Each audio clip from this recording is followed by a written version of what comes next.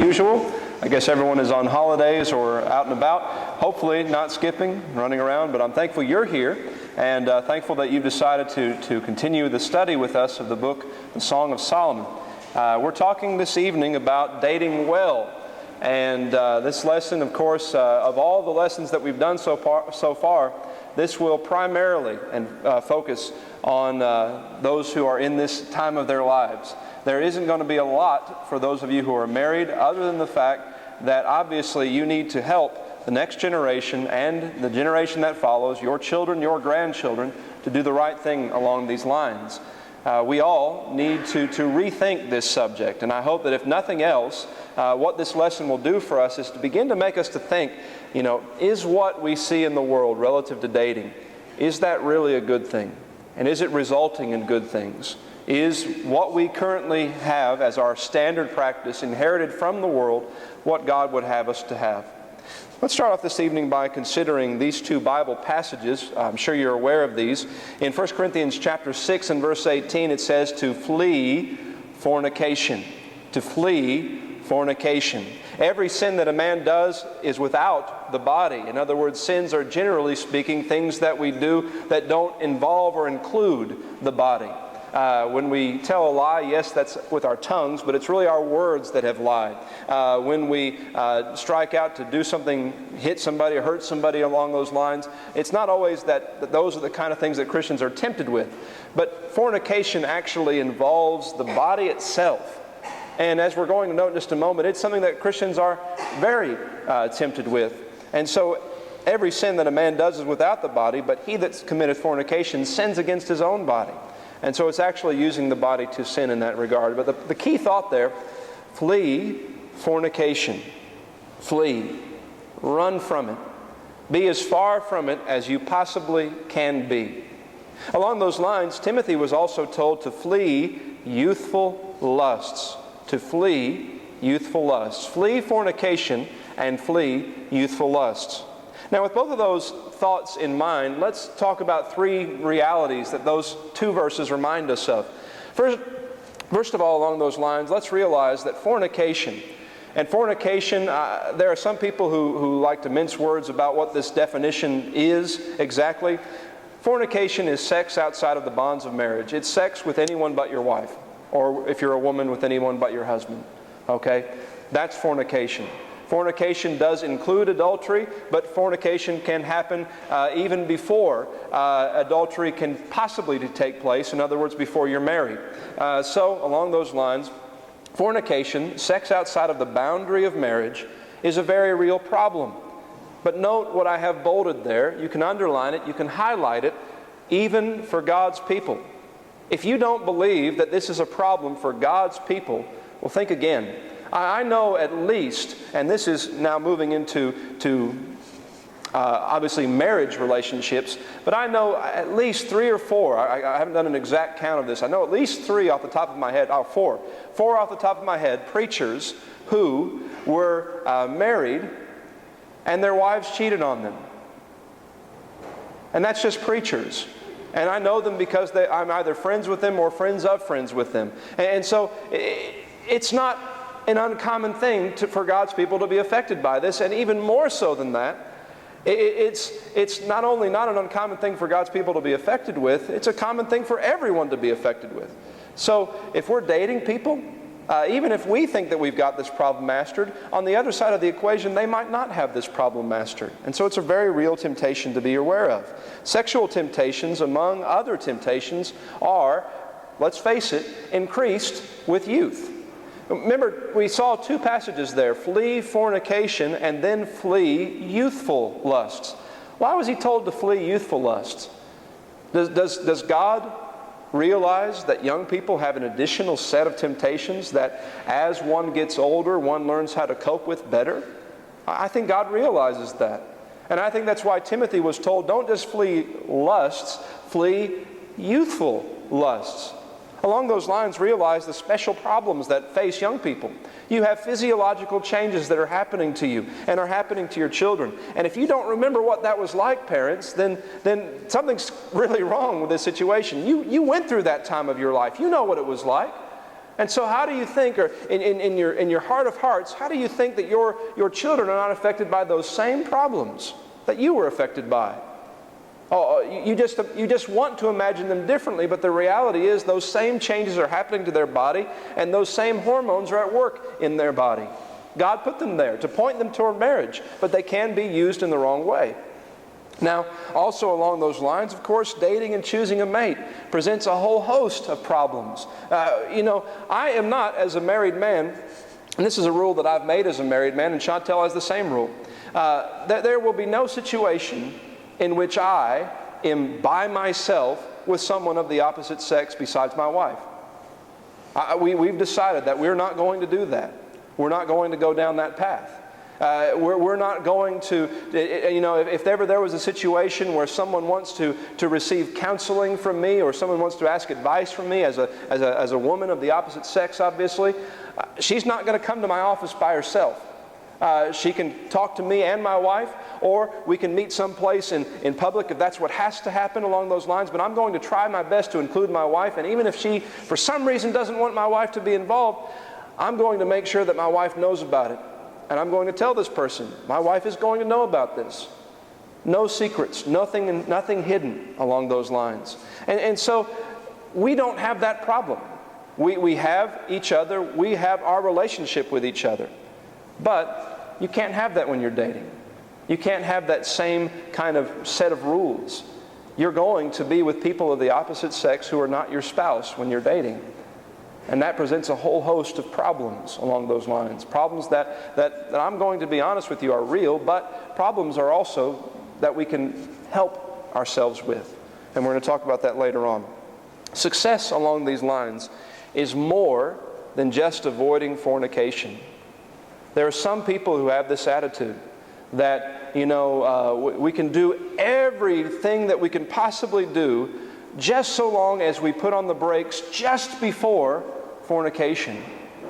Well, the road that leads to fornication, I can promise you, is a road that goes downhill.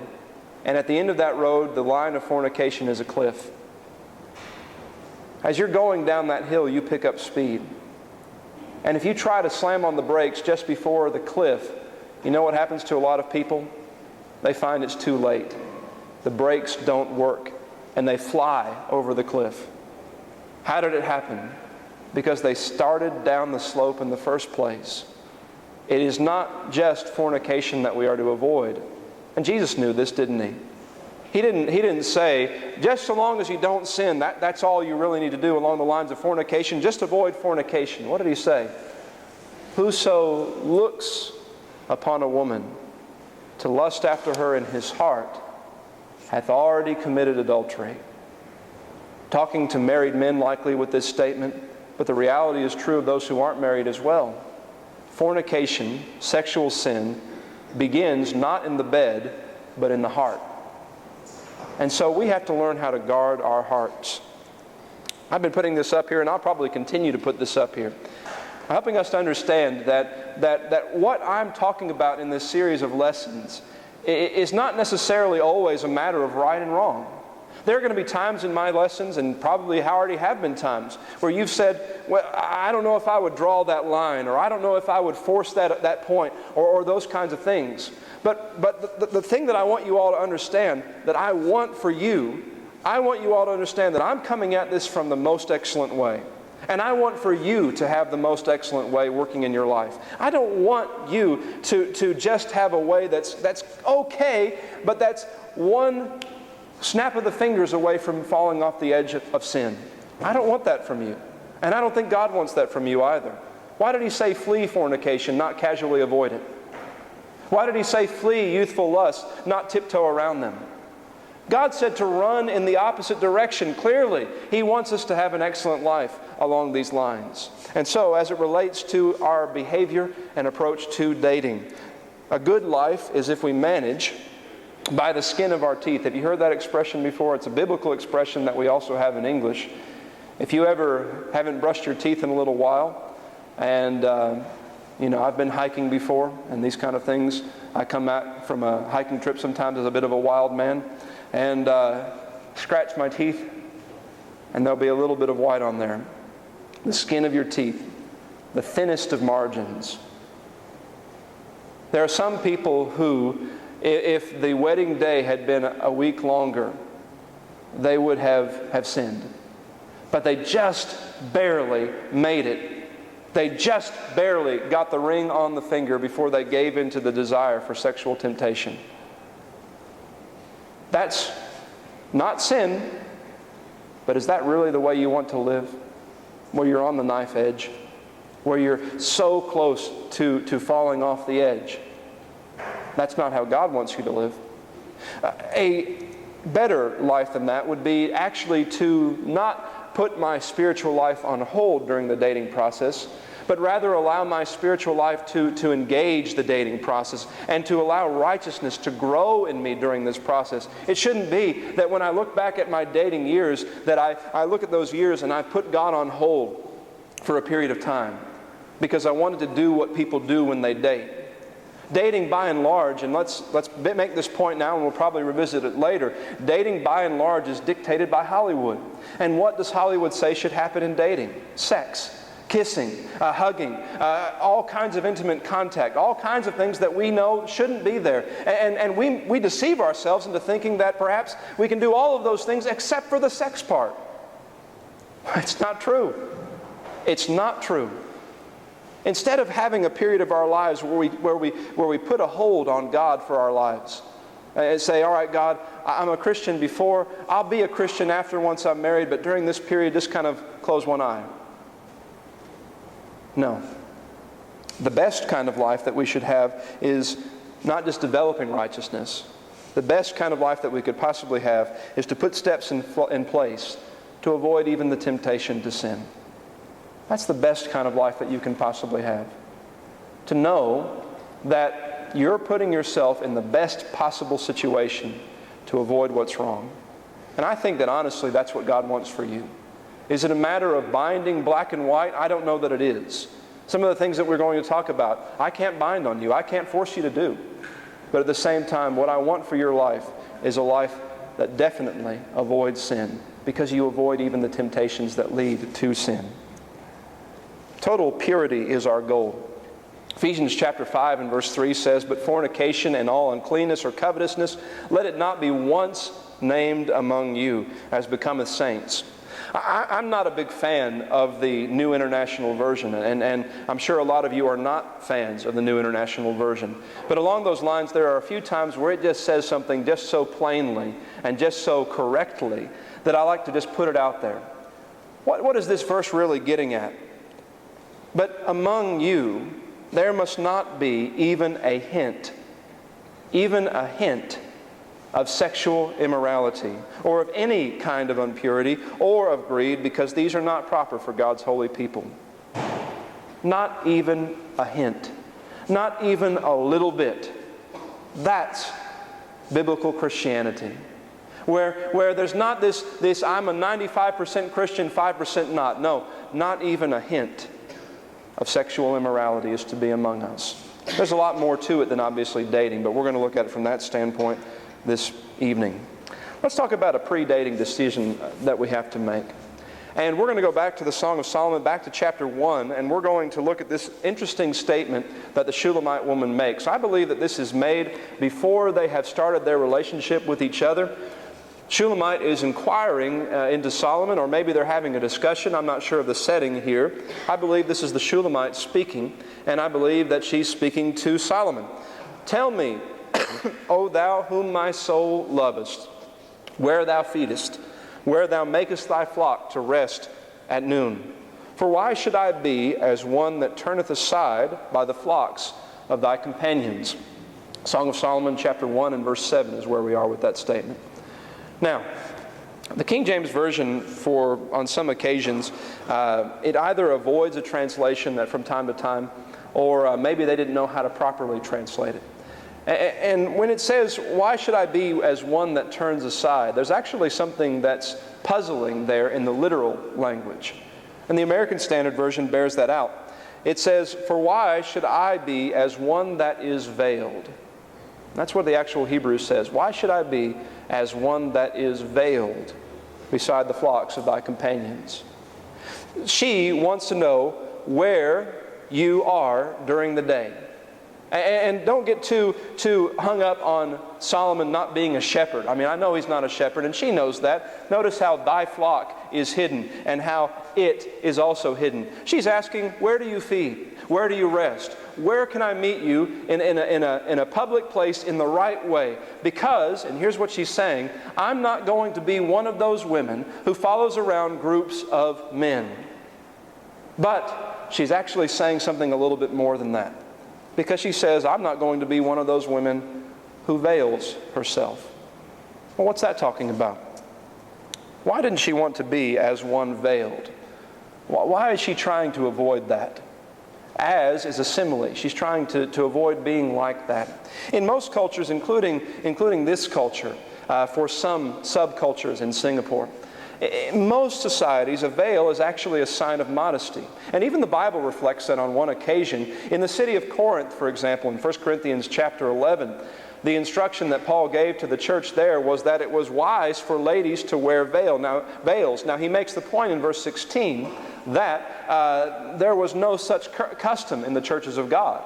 In other words, this was not a binding law for all time. It was a situational matter, where Christians, in order to present themselves as Christians to the world, in order to be modest, these ladies were actually told to wear coverings, veils, actually. Not head coverings, as the English version renders, but veils, as a part of being a modest and upright person in that particular society. We've had this discussion before, and I don't have any plans of going to Saudi Arabia, where you have a 100% Islamic situation. I don't have any plans on going to Saudi Arabia, but if I were to go there, out of respect for the culture, if I were to bring my wife there, she'd be wearing a veil. I'm not going to have her presented as a loose Western woman to these people. That is their culture. Now, there is a cultural understanding in Singapore that certain subsets of this society wear it, certain subsets of the society don't, and those who don't aren't expected to cross over. That's okay. That's this society. But some societies do have it for virtually everyone. And in those societies, it's because, again, it's a sign of modesty. The Bible understands that. But at some points, and in some societies, a veil actually meant something entirely different. In fact, let's open up our Bibles to Genesis chapter 38. Genesis chapter 38, and we'll begin reading in verse number 14.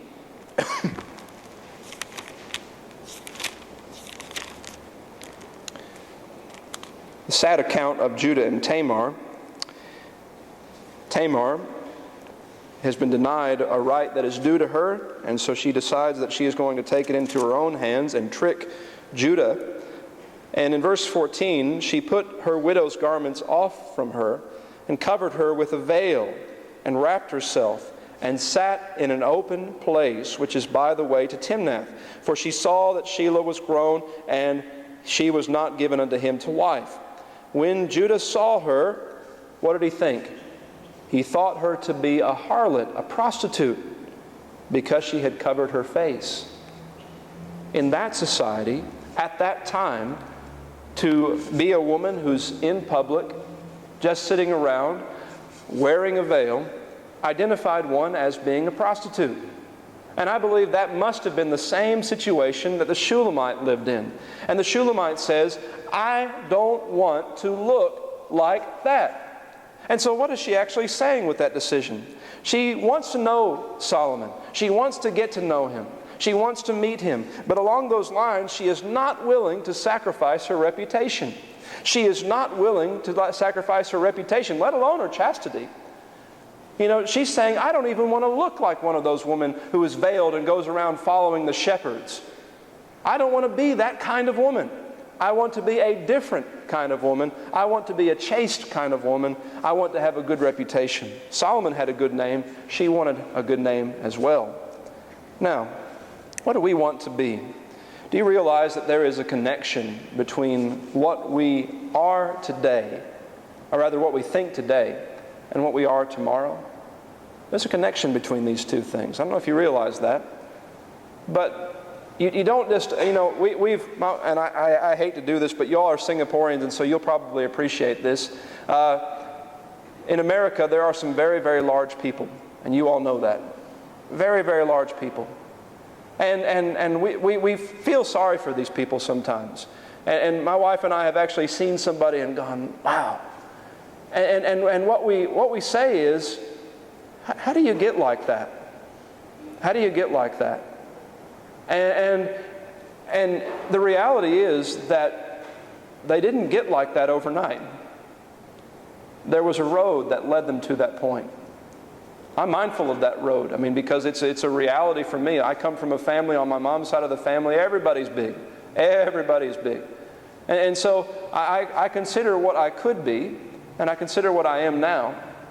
I know you guys, I'm probably the biggest person in the world. I think sometimes I feel like that around here. But you know, I go to the gym like 2 or 3 times a week. I ride my bicycle to school 3 or 4 times a week. I get plenty of exercise. It's not the problem. I can probably outrun a lot of you. All right? Outlift, no problem. Outrun, maybe. Maybe be a problem there. But along those lines, it's not a problem with that. But what is it a problem with? I've looked into my genetical future, and I've seen what I don't want to be, and so I'm taking steps now to try not to be that way. Well, that's just one aspect of our lives. And realize that there are many people who have gone down a road and they've wound up having committed fornication, having committed it with a lot of partners, and then maybe they're in a marriage, maybe they're not, but they've got all these scars in their life. And they wonder, where did it come from? How did I get to that point? It's always small steps. Never believe the expression, one thing led to another. People think they can pass off things with that. Oh, one thing led to another, and then before I knew it, we'd already had sex. Well, what one thing led to another? Again, you have to learn to put on the brakes at the right time. After dating, what do we want to be? After marriage, what do we want to be? Better yet, after 20 years of marriage, after 30 years of marriage. I know it takes a while for you guys to have kids. All right? We're waiting ourselves a little while before we have kids. After 30 years of marriage, when you've got full-grown children who have now gone out into the world themselves, what kind of couple do you want to be? What kind of person do you want to be? What kind of values do you want to have modeled for your children? The only way that is going to end in success, that you're going to be what you want to be then, is if you think the right thoughts now. And if you put the right steps in place now. If you wait till later, then Satan will grab a hold of you before you realize it. And you will already have given up something precious. And for some people, they find out that they've given a lot of things away, and they find out that it's almost impossible to come back. It is never impossible to come back as long as we live. I'm not saying that. I'm saying, though, that for some people it is incredibly hard. And they made it hard for themselves because they didn't think about what they wanted to be in the future and how that related to them today. Jesus said that fornication, blasphemy, all manner of sins, where does it begin? The heart. To guard against those things, one must guard his heart. Now, I'll admit to you, dating is hard work. Those of you who have done this know what I'm talking about. It is a hard period of your life. Is there a married person in here who wants to relive their dating years? No. Maybe you do. And if you do, that's sad, all right? I'll be honest with you. If you want to relive those years, that's very, very sad, all right? Because dating is agony. What am I talking about with this? Well, Song of Solomon chapter 2 now. Song of Solomon chapter 2 and verse 5. Stay me with flagons. You don't know what flagons are. We'll find out in a moment. Comfort me with apples, for I am sick of love. What is she? Sick of love, or better said, what? Love sick. She's love sick. That's old King James. She's love sick. And what does she want? Well, in flagons, you're actually seeing raisin cakes. Well, that doesn't help me a lot, does it? Flagons are raisin cakes. Well, apples, probably pomegranates. Raisin cakes and pomegranates. Well, that's really not helping me very much living in the 21st century, living in Singapore. Well, ladies, and I'm not a lady, and so I don't understand this quite as much as I think that you all will. Why does she want to eat these things? Dark chocolate. Does that ring more of a bell to any of you? Dark chocolate. Ladies, does that ring a bell to any of you? It might not be your thing, but ladies all have a thing. That some kind of an emotional release somehow is tied into this kind of food. And maybe I'm speaking some kind of foreign language up here, because like I said, it is a foreign language to me. I'm a man. But I've lived with a woman long enough now, my wife, to know that there's a certain time of the month where something's about to happen and she wants certain things that she shouldn't have, usually sweets. That's just the way it goes. All right, so she's desiring these things. There's a lot of emotions during that period, okay? She's desiring these things that are associated with love and romance, basically, in those days. Raisin cakes and pomegranates. We have chocolates or ice cream or things along those lines. That's what she's wanting. She's lovesick, all right? That's what's happening. And it's like those things, where those shows or things where the woman just sits there with a big bucket of ice cream. I've seen that happen on a couple of different movies or television shows. I can't even remember what or which, but along those lines, that just seems to be the way it goes. That's her situation, all right, in a setting 3,000 years ago. Now, as you continue to read here, I want you to see this. His left hand is under my head. His right hand doth embrace me. Whoa. That's quite intimate. In that situation, what do you have? You have the left hand. How is he holding her? Like this. That's quite an intimate pose. Now, as you consider that intimate pose with me, it's an intimate embrace, obviously. What's happening, though, here? I'm pretty well convinced that she's imagining this. And there's a couple of times where I believe, and this is my way of understanding it, you might understand it differently somehow. Based upon the way that I've understood the entirety of what I'm seeing in the first 3 chapters leading up into the marriage of chapter 3. I'm seeing things that are at times daydreams, basically. She's imagining something. And along those lines, as you realize the dating process and why it is such a hard time of life, most couples, and I put that out there with the saying that on the one hand there will be some couples who don't have this problem.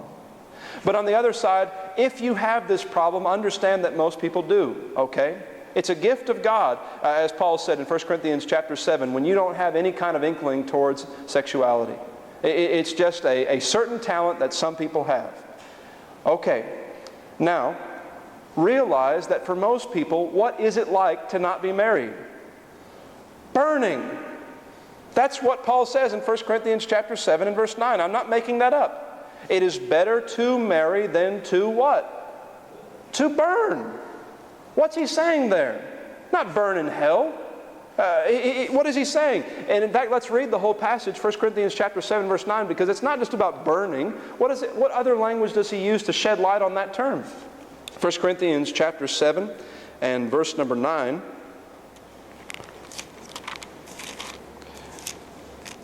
But if they cannot contain what?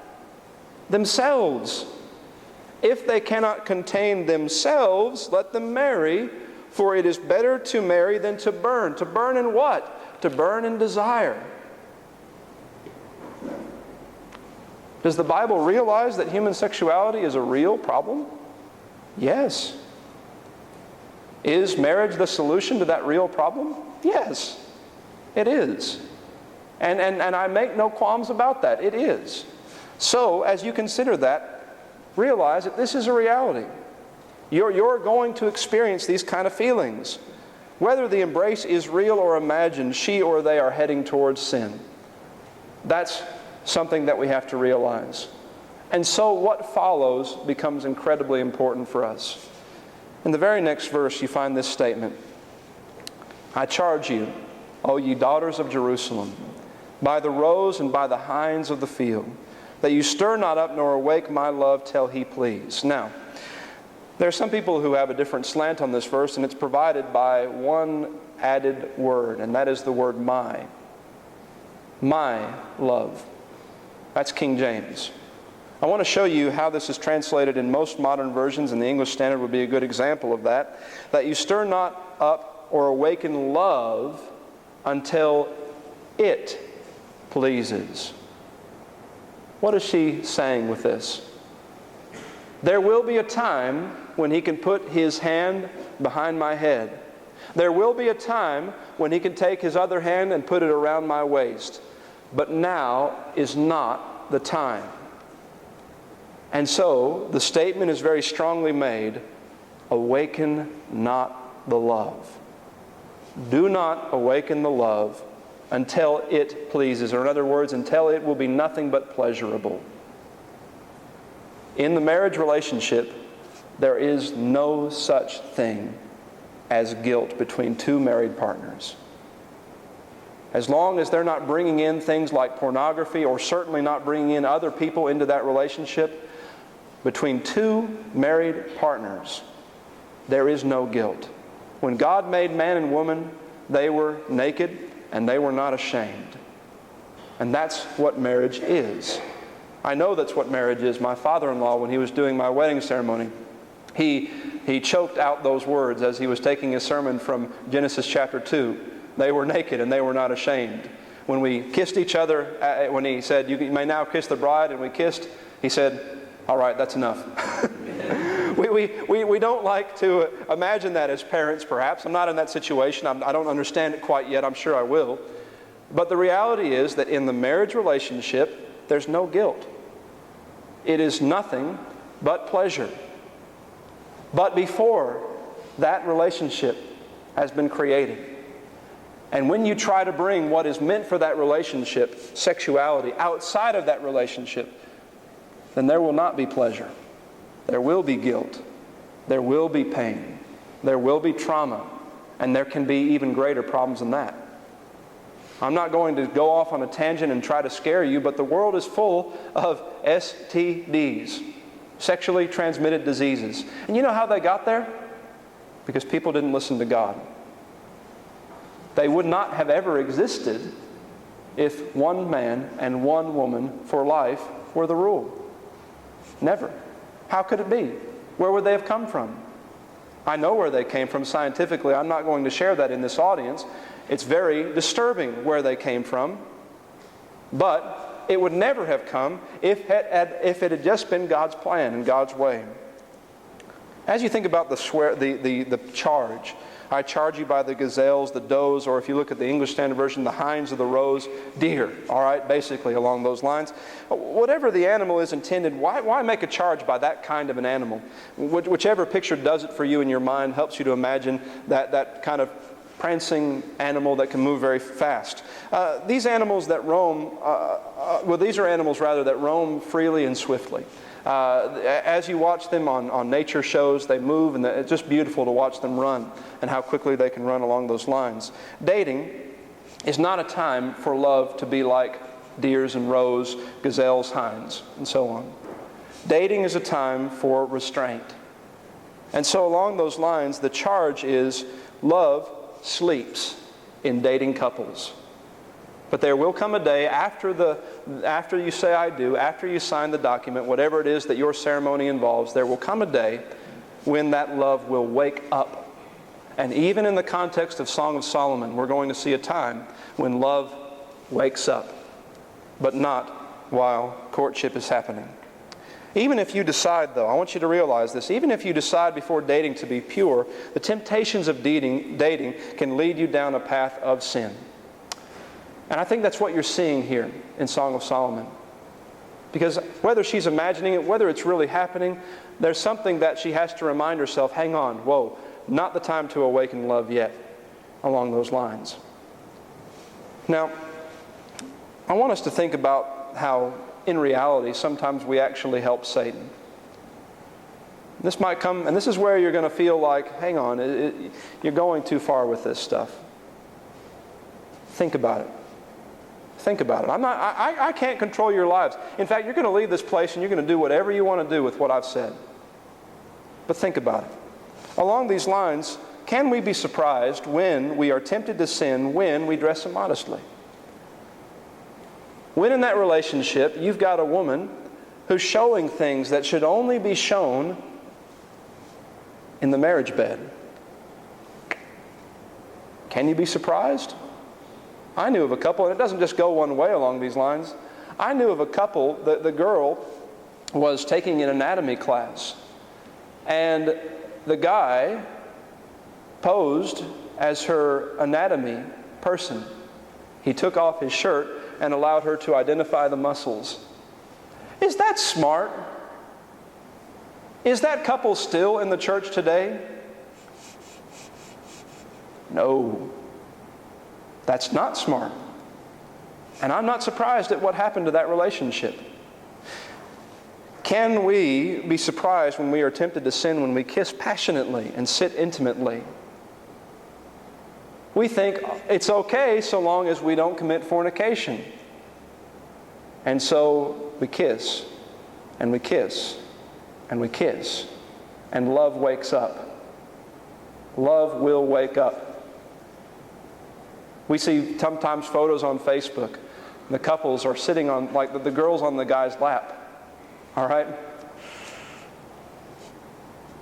Is he dead? Is she dead? Just being blunt, just being honest, all right? Because that kind of thing produces, it has to produce temptation, and it will lead to sin. In fact, I'm really scared when they start doing that kind of stuff here in the building sometimes. And you see people that are sitting right up next to each other, and there's this always continual physical, intimate contact. Non-married people. What's that a sign of? They're struggling because they can't even hide it around you. They're struggling. Can you be surprised when you're tempted along those lines? What about when we spend time alone and unsupervised? No one's around. I'm at his house. She's at my house. I'm at her house, whatever the situation might be. Can we be surprised in that setting? No one's around, no one sees, no one knows. Can we be surprised when we wind up committing fornication? No. You can't be surprised. You can't be shocked. You're not good enough. You're not strong enough. Don't be surprised. Don't be surprised when we prolong dating periods for non-relationship related reasons. And what am I talking about with this? You know, if you're going to be one of those people that has one of these 5, 6, 7, 8-year dating relationships, I can't imagine it. I'll be honest with you. I'm an American, I know that. But I cannot imagine it. If you're going to have that kind of relationship, you better not touch each other. Because you know what that's going to do. Over that period of time, the kind of sexual pressure that builds up 6, 7, 8 years. If Paul says that if they cannot contain, it's better to marry than to burn, the Bible realizes that there's very real things happening for you at that time of your life. Are you going to ignore all of that? Why is it that we take so long? Is it because we're not sure? If we're not sure, why are we dating? It should be, and we're going to talk about this later, that before we even ask somebody out, we know them. We know who they are. We know what kind of person they are. We know basic characteristics of their personality. And it should be that in the dating setting, that's when we're actually now seriously considering marrying this person.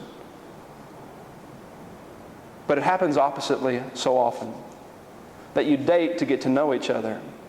And you break up, and you date, and you break up. And what I've said before is that that's practice for divorce. It is. And so you do that, you break up, you date, you break up, and then you have these long dating, prolonged dating sessions with people, periods with people, rather not sessions, periods with people, 6, 7, 8 years. And what are you doing? It's not because you don't know each other. It's not because you don't love each other. It's because you're trying to save up money, and in the meantime, you're opening the door wide to sexual sin. We're going to talk about not rushing things later on. But if you know, and if she knows, or whatever the situation is, if he knows, she knows, whatever, if you know, then what are you waiting for? You're making it harder for yourself. Don't allow marriage to be built on money. Don't allow marriage to be built on expectations of other people. Build it on the right things. If you say, I don't want to get married until I have an HDB, okay, good. Don't date until you have an HDB. All right? Because you're opening the door to sin. You can think about it. Like I said, I'm an outsider. You're going to take what I want, and you're going to do what you want to do with it. What about this one? Sometimes we help Satan when we go on vacations together before marriage. Now that one I can't fathom. But how many young people have I seen in the Asian context doing that? It makes no sense to me. No sense whatsoever. And sometimes they even stay in the same hotel room. What? Are you serious? Really? We are opening the door to temptation and to sin. Another pre-dating decision that we need to make. Put on the Lord Jesus Christ and make no provision for the flesh. Do you see what's happening there? Your natural self, who you are as a human being, is built with impulses. What is lust? Lust is a proper desire taken in an improper way. And so your body has been built with God-given desires that He has given a God-given channel for. Don't make provision for those lusts to point you in the wrong way. Don't do it. But instead put on the Lord Jesus Christ. Now, having said all of that, let's talk about putting some plans into place. Putting some plans into place. This is an interesting setting for a dating session, or a date, or whatever you want to call it. In Song of Solomon, chapter 1 and verse 16, Behold, thou art fair, my beloved, yea, pleasant. Also our bed is green. The beams of our house are cedar. Our rafters are fir. Now, if you're not familiar with trees, as you might well not be familiar with trees in this part of the world, cedars and fir are trees. And green, by the way, is the color of grass. Green is what happens when you don't have cement all over everything. If you didn't realize that. Grass. All right? That's a joke. Sorry. Everybody's so upset about what I said before, I'm sure. All right? I've just told you to think about it. That's all I've done. All right? Now, along those lines, think about this setting. Bed is green, beams of cedar, rafters of fir, trees all around and grass underneath. Where are they? They are... Where are they? Outside. They're outside. They're outside with each other. The setting for their date seems to have been outside. And the question is, why? Why, God, would you throw in that detail? It doesn't really, it's kind of just stuck in there. Why would you throw in that detail into this book? Why would you date outside?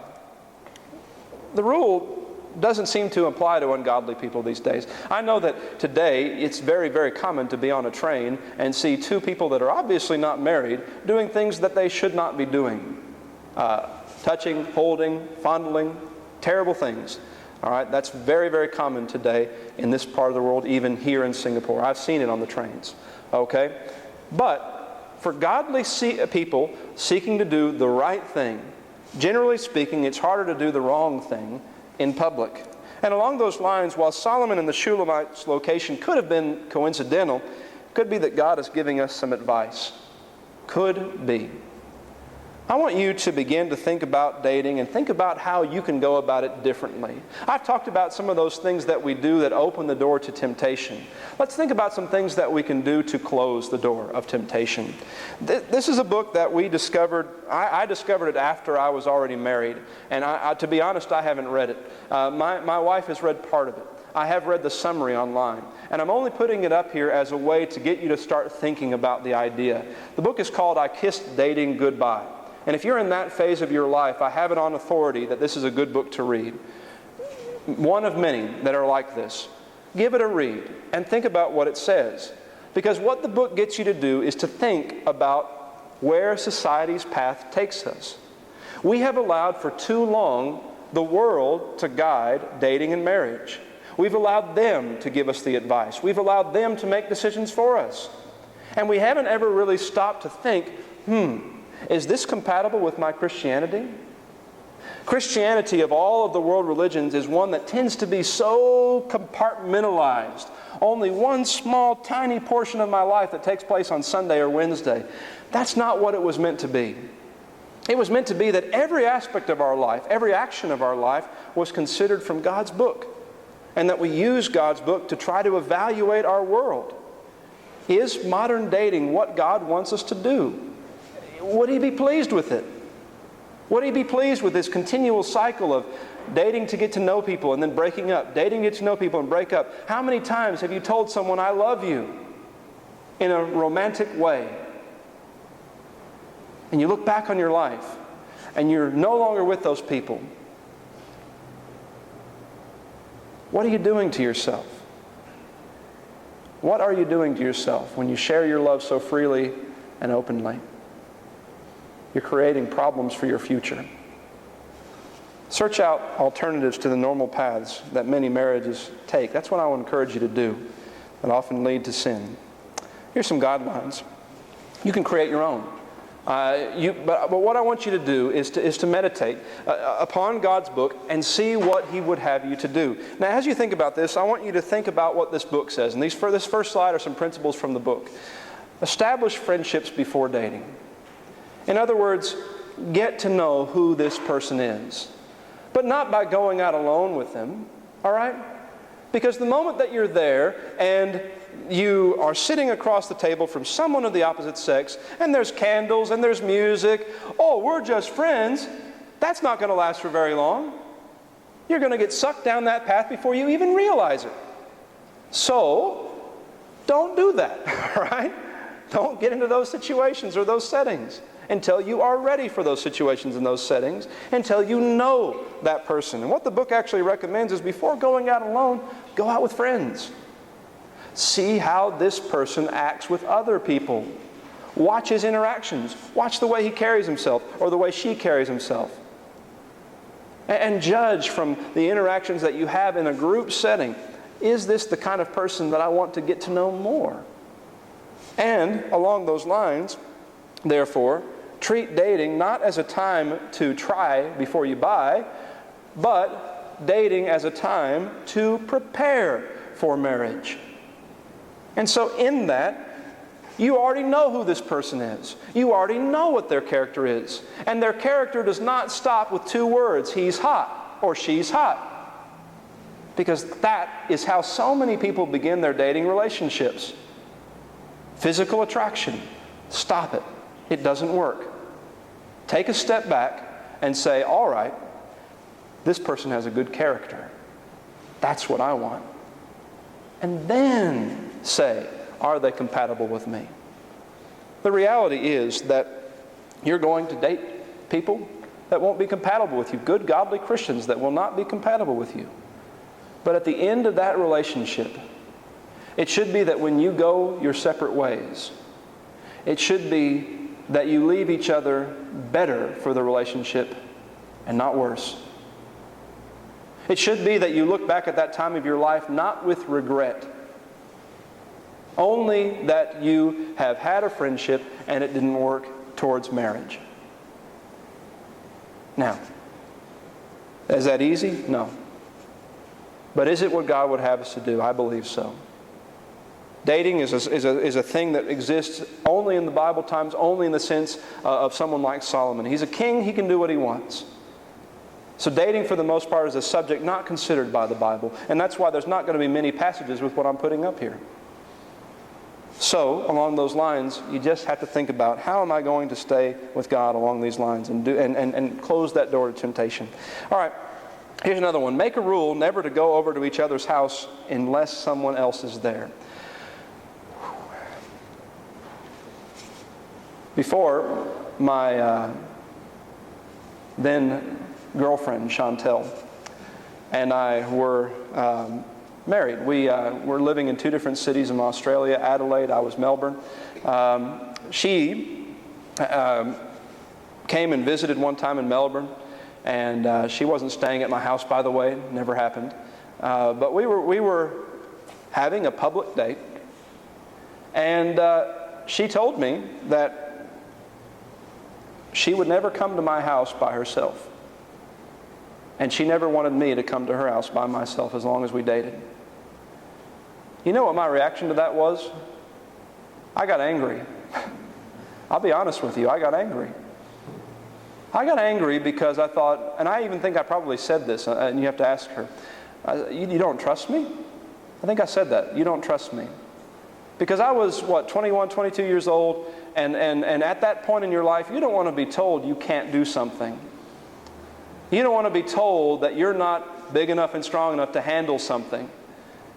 You like to think that you can take on sin. You could have a wrestling match with the devil and win. You like to think all these things. And she made that rule, though. And I could tell you that when I don't like something, generally what happens is I'm quiet. And I got quiet. And I thought about it, and I thought about it. And I looked back at my life, and I thought about it. And I said, you know what? That's a good rule. That's a good rule. And after a month of being together, I told her, I said, that's a good rule.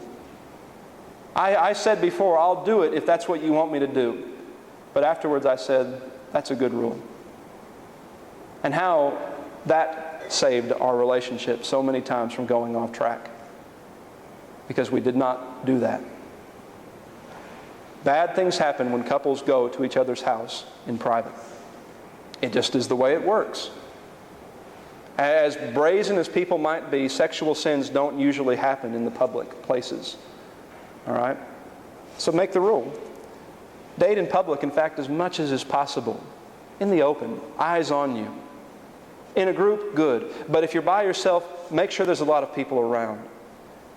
Don't allow yourself to be in private settings. Along those lines, when you are in the car, and this is very specific, but it's very real, very true. And I don't know how true it is here in Singapore, but I know it's very true in America. And so when you arrive somewhere, get out of the car. You'd be surprised how many people wind up getting into a car as a dating couple and get out of the car and, oh, she's pregnant. How did it happen? It didn't happen while they were driving. It happened while they were parked. Get out of the car. Go somewhere public. Be smart. That's all. Along those lines, beware of too much too quickly. Open up your Bibles to Proverbs 25 and verse 16.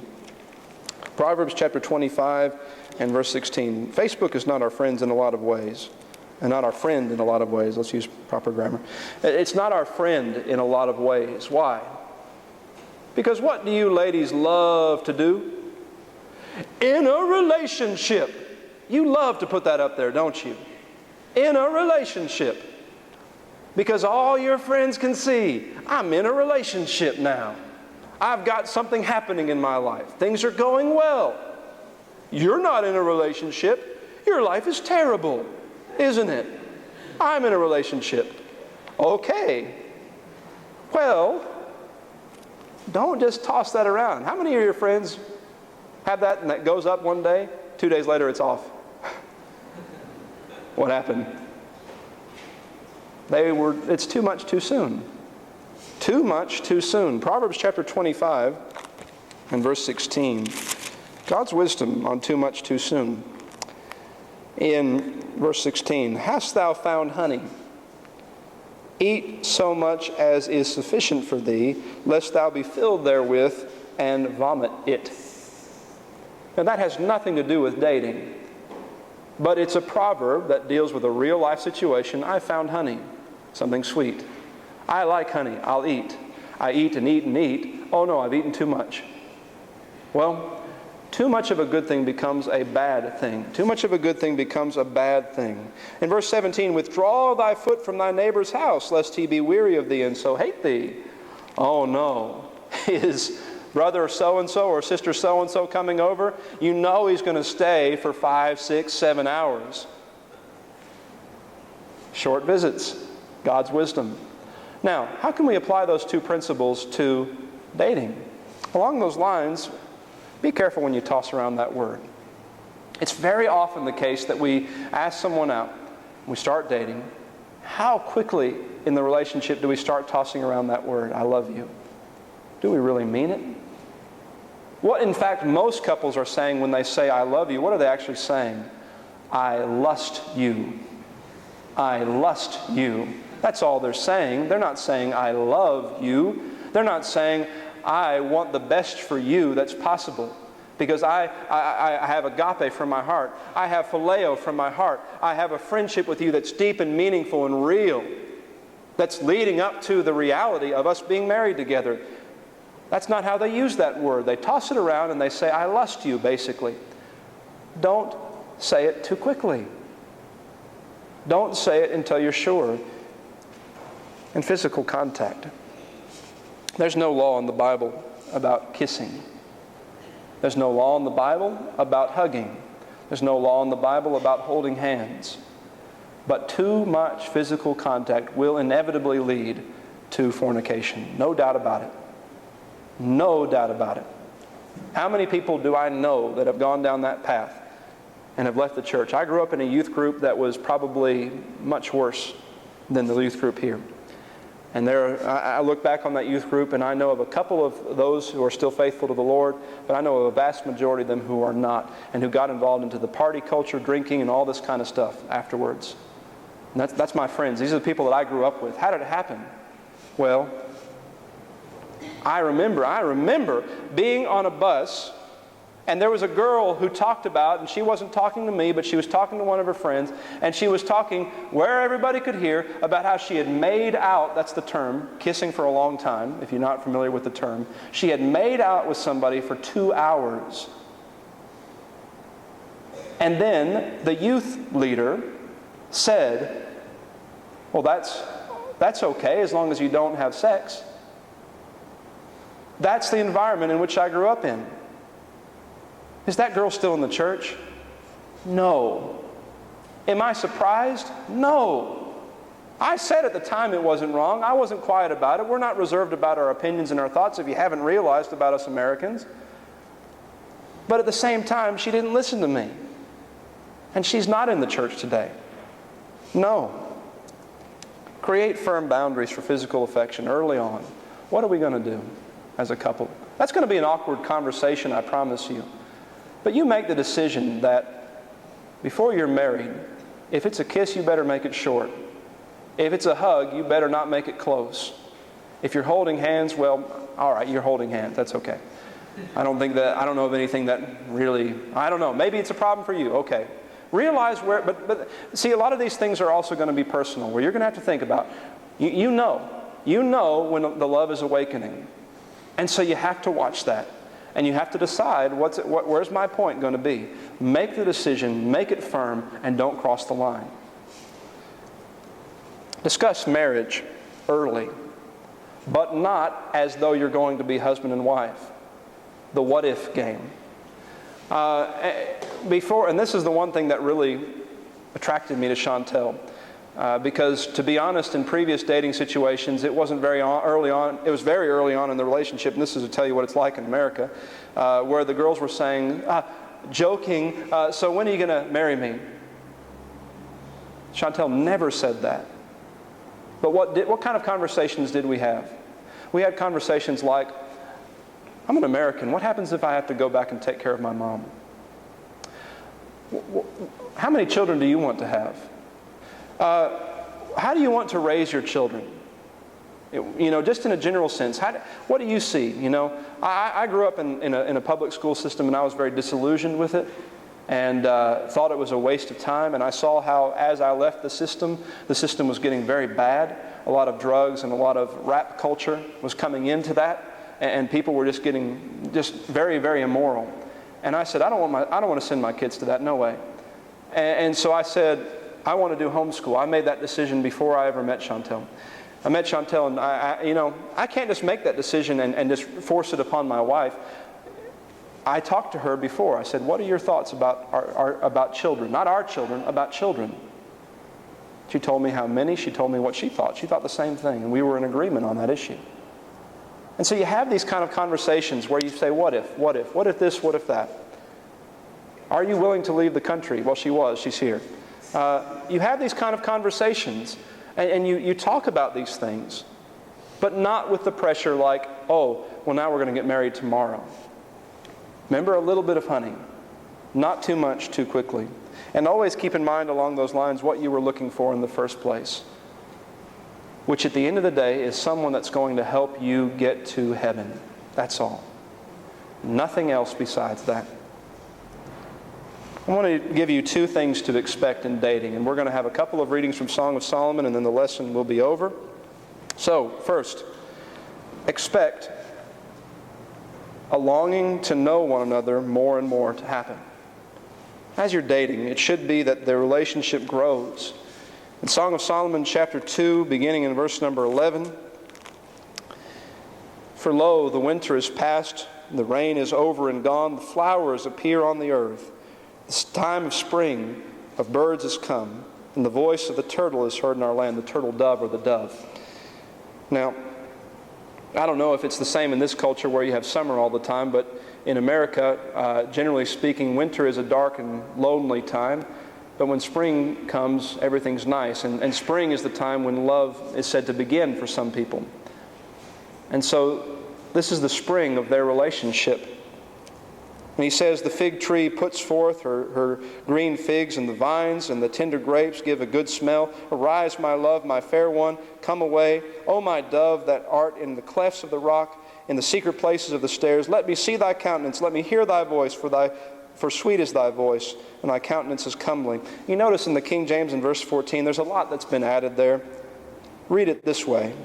"O my dove," skip over the italic parts. "O my dove, in the clefts of the rock, in the secret of the stairs, let me see thy countenance." What's he saying? I don't think he's saying, "I want to see you in private." I think he's saying, "I want to see deeper than the skin. I want to see your secrets. I want to know who you are." That's what will happen as you're dating. You will want to have that kind of intimacy. You'll want to really know this person. That's something to expect. Not only that, though, you have to have an earnest looking for, or not have to, you will. Silly.